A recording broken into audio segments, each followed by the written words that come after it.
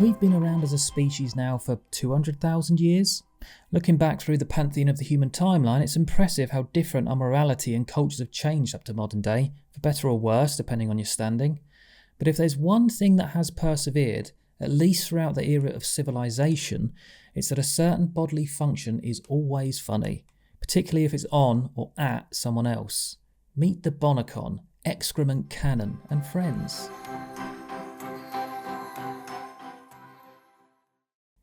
The Bonnacon, alternatively known as Bonnacus or Bonnaco, is a mythical entity characterised by its bull-like appearance, a mane reminiscent of a horse, and featuring horns that curve inwards deemed ineffectual for self-defence.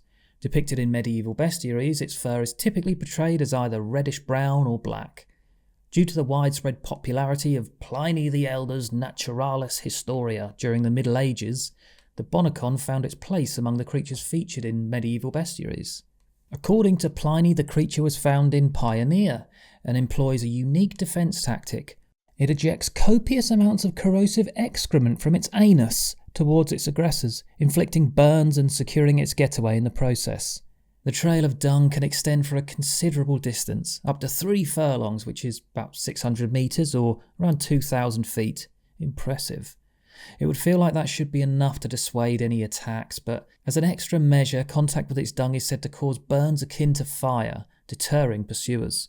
In some instances, this is reported as being large-scale flatulence rather than faeces.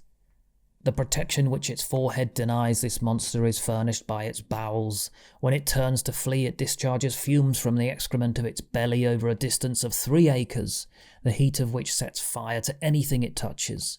In this way, it drives off its pursuers with its harmful excrement. In these texts, animals were often imbued with moral and religious symbolism. However, unlike many other creatures, the Bonnacon did not acquire such allegorical significance. Instead, manuscript illustrations depicting the creature may have been intended primarily for amusement, deriving humour from the act of defecation, immature.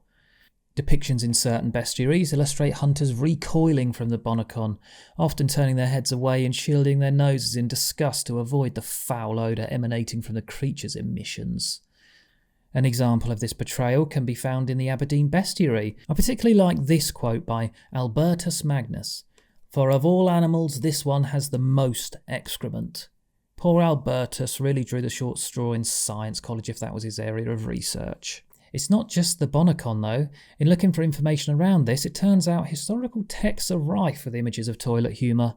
Our history is awash with murder, injustice, torture, but we have documented evidence that amidst all the horrors, they still knew how to have a laugh. Here's a cheeky chappie playing a prank on his mate. Whatever this perv is trying to achieve, I feel like they're purposely ignoring him, hoping he'll go away if they just don't look at him. Now this one could just be a doctor conducting a routine check, so no judgment there. There's a woman here who's either praying for the bloke's apparent ailment or she's just like, "Nope, not dealing with that, Chris. You're on your own there." I don't know what this cat has done wrong, but he probably deserved it. Lots of anus trumpets, I've noticed. They really went heavy on that.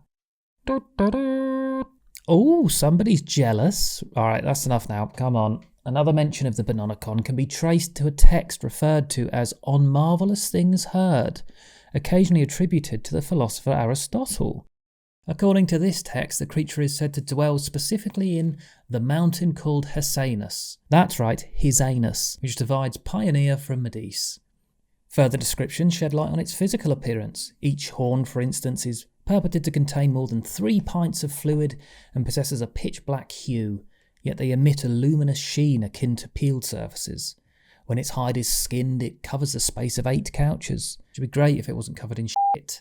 Furthermore, the text mentions that the creature's flesh is described as sweet. Notably, it's also asserted that the Bonnacon's excrement exhibits its fiery properties solely when the creature feels provoked or disturbed. If you excuse the anal canons, this beast of legend isn't as obscure as things usually covered on this channel. It's likely just to be an exaggerated version of a bison, what with the curved horns and propensity to be anything but polite when it comes to its toilet habits. In fact, Bonnacon or Bonacis finds its roots in the Greek word this, which translates to bison. But don't worry, there are plenty of creatures around today that certainly do use excrement as a form of defence. Sure, it might not be as impressive as furnishing an entire field with caustic diarrhoea, but it's innovative nonetheless. The three-lined potato beetle boasts striking hues of bright orange and yellow, a coloration shared by its young. As we know, bright colours usually indicate that it's a creature you do not want to chew on, and it's certainly the case with these dirty little beetles. They have a habit of feeding on plants with a particular fondness of bittersweet nightshade, yum.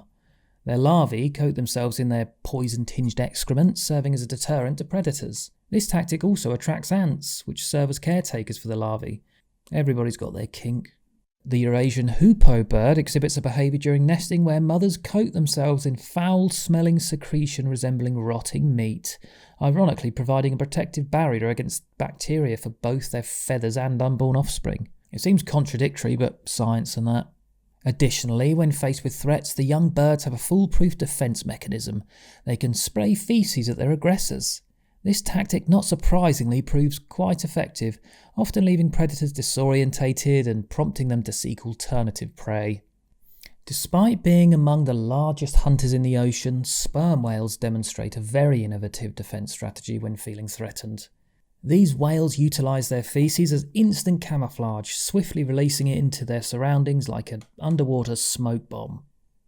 To enhance the effectiveness of this tactic, the whales quickly rotate their bodies, dispersing the fecal cloud around them.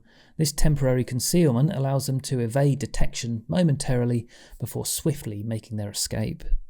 I know what you're thinking. Oh, what about urine? Where's all the piss-based creatures? I haven't forgotten, don't worry. Particular species of leafhoppers, aptly named sharpshooters, survive on a predominantly liquid diet. This requires them to constantly need to excrete urine, resulting in a phenomenon termed leafhopper rain. These insects expel a remarkable volume of liquid waste, up to 300 times their own body weight each day. To efficiently manage this process, sharpshooters utilise a flexible structure on their posterior called an anal stylus. It's not as fancy as it sounds.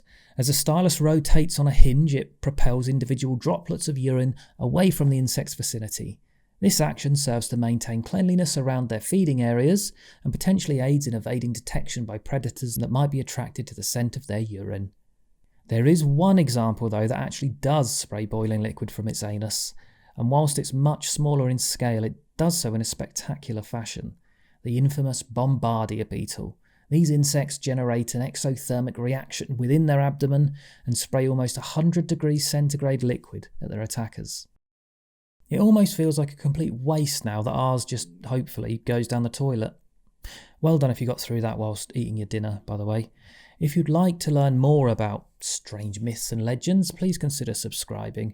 And feel free to comment with any suggestions on potential topics of the weird and wonderful. Thanks for watching.